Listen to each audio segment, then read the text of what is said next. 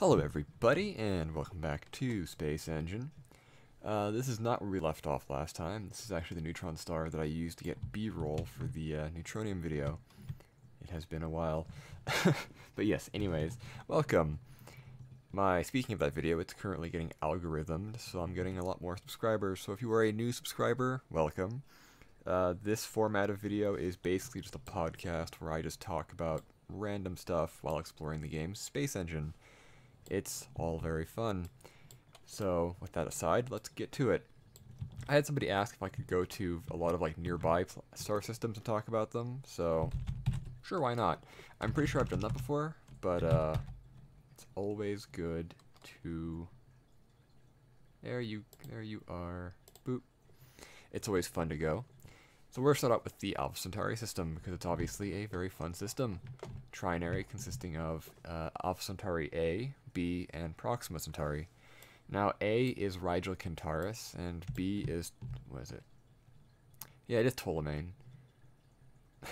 See, I always my brain wants to say Kelemane because that's from Star Trek Voyager when they're on that, they were trapped in the gravity of that planet that was displaced in time, and the people living on there developed a mythology around the ship. Anyways, one of the guys was named Ptolemine, or Kelemane, and he wrote a letter and he was like, I, Kelemane, son of Kelemane. So whenever I see Ptolemine, I always think of that. Anyways, Star Trek aside, Rigel Kentaurus and Ptolemine aren't actually the closest stars, they're just the main constituents of the system.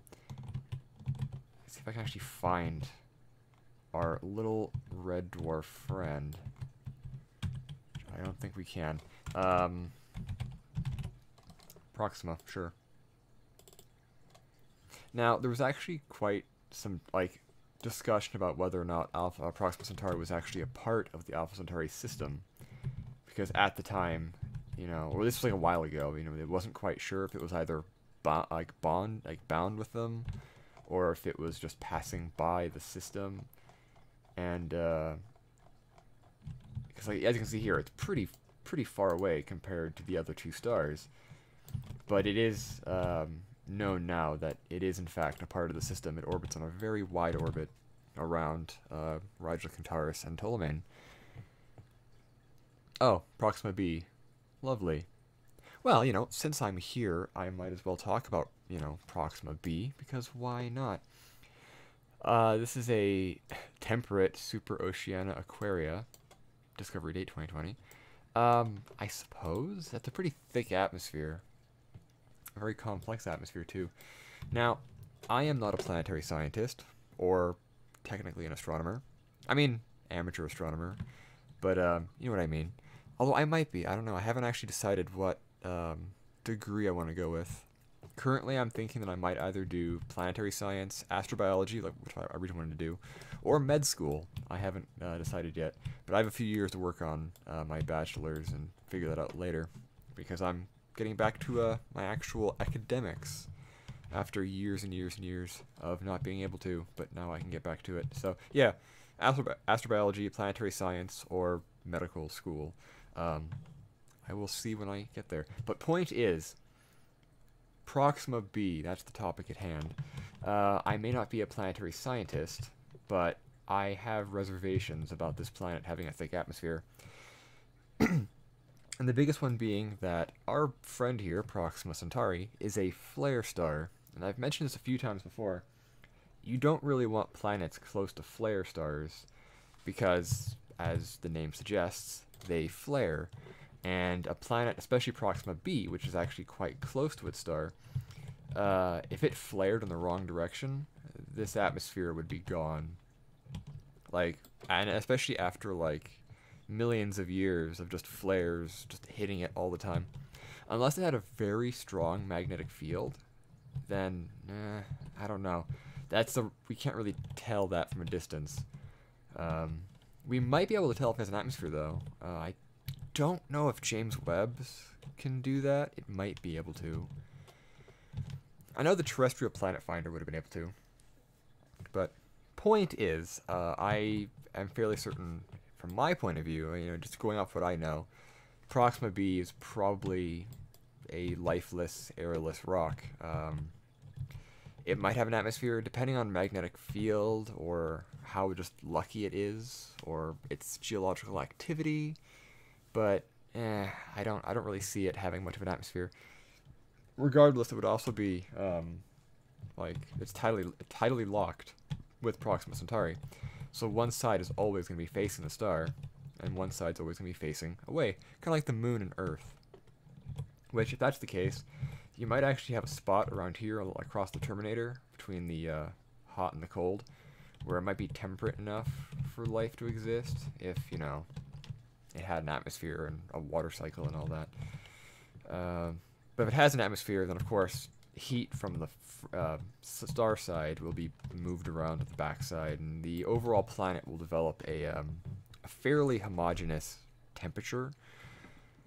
Well, actually, that also depends on the thickness of the atmosphere. Kind of like Venus. Venus spins very slowly. Like one day on Venus is like 280 or 268 days on Earth, somewhere around there. And so you would think that, oh, maybe the night side of Venus will be cooler than the day side. No. The night side is only a little bit cooler than the day side because actually the upper atmosphere is quite motile on Venus. So a lot of the the warm air, quote unquote air, on the day side is blown around and kind of mixed. So the planet's atmospheric temperature is fairly uniform, with only a little bit of changes here and there. And it also has things like metal snow. What's cool about the metal snow? What's cool about metal snow is that it isn't like, you know, iron or whatever, Vega. It's what was that one before? It's made of like pyrite, because like on the surface of Venus, you have pyrite, like or other metals like that in the ground, and the pyrite itself actually vaporizes and evaporates into the upper atmosphere, and then it condenses out into a snow, and it falls onto mountains on Venus. So you get this highly reflective kind of pyrite snow coating, or maybe you could also call it pyrite frost, I guess. It's curious. But yeah, it's quite interesting. I'm looking for Barnard Star right now, so if I'm acting weird or if I'm kind of drifting off because I'm looking for a red dwarf within. Oh, look at that! These two stars up here. You can see the parallax between the one behind it there and this one here. Anyways, so I'm trying to see if I can find it. Yeah, that's Alpha Centauri. Now, it's a red dwarf, so it might not be terribly easy to spot. In fact, I don't think it's easy to spot at all, so we'll just do it this way. Barnard Star. Where was it? Oh, I was close by it, but I can't see it, of course. Now, Barnard Star is pretty cool, because it's also a red dwarf. Much like Proxima Centauri. And this one was actually the target originally for Project Daedalus, which was that big fusion-powered spacecraft that the British Interplanetary Society wanted to launch that would, you know, go up to like 11% the speed of light or something like that. Their target was Barnard Star. And Barnard Star is cool. I like Barnard Star. I'm fairly certain that it's actually not a flare star either, which is curious, because red dwarfs tend to be flare stars. Well, older ones aren't. Younger ones are, but because they live so long, a lot of the ones we see tend to be newer, because our galaxy is fairly new, or something along those lines. But there are older ones out there. And in fact, if we're talking about old stars, I don't have much to say about Barnard Star, I'm sorry. Beyond it being cool. If we're talking about interesting old star, how do I spell this? Captain. There we go. I don't know. I actually don't know how to pronounce this. I'm just saying Captain because that's how I read it. But there are plenty of words that I actually cannot I cannot read or hear in my head. I think it's the dyslexia, but this is one of them. Anyways, Captain Star. Now, this one's really cool because it is old. Like, and it has planets too, which makes it interesting. Let's go to Captain B, which is a real planet. Now, this star is billions of years old. And that makes these planets some of the oldest terrestrial planets that we currently know of. Like, oh, where's the age here? Discovery date. Age. Yeah, there you go. 8.6 to the power of 10. Yeah, like, they are old. Like, these planets formed just like a couple billion years after the Big Bang itself. Like, they're old. So, I love this star because of the possibilities of having a planet that is billions of years older than Earth. And it's like, what if, like, something arose on this planet eons ago, and it's now just like a big old, like, archaeological site? Highly unlikely, but I think it's cool. And the star is actually pretty close to Earth. It's only like 15 or so light years away. Let me check. I'm not actually sure. Where is Sol in relation? Sol. Sol is 12. Yeah, 12 light years. All right. So it's actually pretty close to our star system. So it's actually within, I guess you can call it, the reasonable distance to send a vehicle at, like, you know, a relativistic speed. So, like, for example, if you were on a spaceship traveling at 70% the speed of light from Earth to here, from your point of view, it would only take 12 years to get to the star. Now, on Earth, it would probably take, like, oh, I can't do that math in my head. I'm smart, but I'm not that smart. I actually don't know the proper equations, but time dilation-wise, it would take longer, but it would be less than 50 years. That's the important thing to go by here. So, traveling at 70% speed of light, that speed is a good one, because just above it, you know, you're going at a speed where, essentially, to you, because of time dilation, every light year is, or actually every year of travel is equivalent to 1 light year of distance, you know, and just out of the frame of reference. So it's effective light speed travel from your point of view, but of course from Earth it takes longer because you're still going slower than light and time dilation. But that's not important. So, like, if you were on this, you know, a rocket going out here at 70% speed of light, you could get here and back within your lifetime, and it'd be great. No one would care, and well, people would care, but my point is, this is within the 15 light year bubble that I tend to give, like, for relativist, or like, of course my opinion means nothing, but when talking about relativistic spacecraft, there's this bubble around our sun. It's about 15 light years wide, that I say is kind of like, it's the practical limit for, you know, sending probes and stuff. Outside there, you could still do it if you can go fast enough, but you'd end up with generational stuff at that point. So I like to stick within 15 light years. But yeah, Captain Star is incredibly cool. In fact, let's go back to Sol, just because I want to. Oop, I'm pushing wrong buttons here. I want to look at. Oh, what did I do? Nothing. I want to check something. Boop. All right. Here we go. All right. So star system, or solar system, and then we're gonna go out. Solar system. We need labels. Oh, those are Oort cloud objects. Nobody cares about them. All right. There's the Alpha Centauri system. What are you? Oh, it's an asteroid. There's Barnard Star. We were there.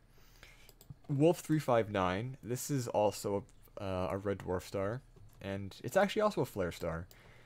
And it's also where the Federation first had a battle with the Borg in Star Trek. Fun times. Leland 21185. That's another one. Cirrus. Cirrus is the star in Contact that, you know, had the alien relay station that picked up stuff and sent messages back to Earth. I love that movie. Luhmann 16. I actually don't know anything about this one. It's a brown dwarf. I just know it exists. Ooh, Ross 154. That's a pretty good one. I wonder where where's Woman? I'm gonna find Gliese 581. Actually, no, screw it. I'll just do this way. Gliese 5 Gliese 581. It is 9 light years away. And this one's also good. In fact, this one was probably the first star system that I got really interested into when I was younger, because this one has planets, and a couple of them are in the habitable zone of the star. Yeah, 2005. Man, I was in, I think, grade 5 in 2005, actually. Because I remember writing 2004 and then scribbling it out and putting a 5 there. Anyways, point being, yeah, this star system has been a fan favorite amongst planet and alien hunters for a very long time because of its interesting discovery of planets fairly long ago. And we actually sent a radio signal to Gliese 581. I doubt anyone there will pick it up, but if they do, cool. We'll hear back, I don't know, in the 2040s probably. But point is, this is a really cool system. I love it personally. I've been a big fan of it for a while. That's a very interesting looking planet. It's kind of pretty, actually. I'm going to assume it's green and blue, but there might be purples and stuff there that I can't see, so who knows. What about you? A warm super Oceania, super Aquaria. That is quite the mouthful. Nice little vortices going on in the atmosphere there. Lovely. A hot mini Neptune. Oh, hell yeah, I love mini Neptunes. Oh, it's very fuzzy atmosphere. Kind of gives me Titan vibes, but it's a little darker than Titan. But, you know, same kind of vibes. Oh, look at that. This is actually one way we can look at atmospheres on planets.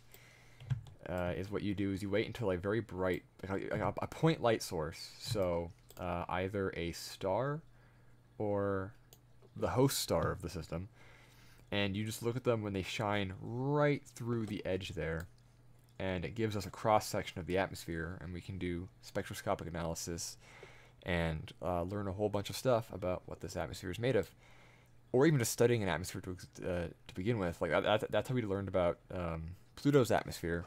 Was when, you know, New Horizons flew by it, we turned around and we were able to see, you know, that there was an atmosphere. Actually, no, wait. We learned about the atmosphere before that because, again, we're looking at stars as the planet or the dwarf planet moved by them, and lo and behold, we detected an atmosphere that way, and it was kind of cool. Uranus's rings were found the same way. No, Neptune's rings. Actually, I think both. Is like watching a star transit behind the planet, and then you see, you know, it twinkles in and out as it goes through the rings. Yeah, it's really interesting in astronomy about how you can get a lot of information without touching a thing, just by these little, you know, tips and tricks. Or like we can discover that a planet is around a star, because like right now, you cannot see the star. If you were looking at this at a telescope, you'd be like, nah, I can't see that planet. But when the planet transits in front of the star, if you're watching the star, the light profile of that star will dip a little bit because the planet blocks some sunlight. And that's actually how we find a lot of exoplanets, is by that dipping of light as the planet transits in front of it. Another way we can determine if a star has planets is by looking at it, if we're looking at it from like this point of view, and we watch the star kind of wobble in its orbit, and that means that it has a large body in its system that's pulling on it and kind of throwing it off center, so it kind of wobbles a bit. Our sun does this actually because of all the planets in our system, especially Jupiter. Jupiter actually pulls the sun a fair bit, so that is how we discover exoplanets. It's quite interesting. Of course, you can also do direct observation. If you can block out the sun and you have a very large planet far away, kind of like this, then yeah, you can see that. But most discoveries are from like radial velocity and dimming, stuff like that. It is all quite interesting. So that's about 20 minutes, so I'll leave it there. Thank you all for watching. I hope you enjoyed. If you have ideas for things for me to talk about or places to go, please let me know in the comments below. If you want to help out the channel, you can support the Patreon page. I think I have 2 patrons.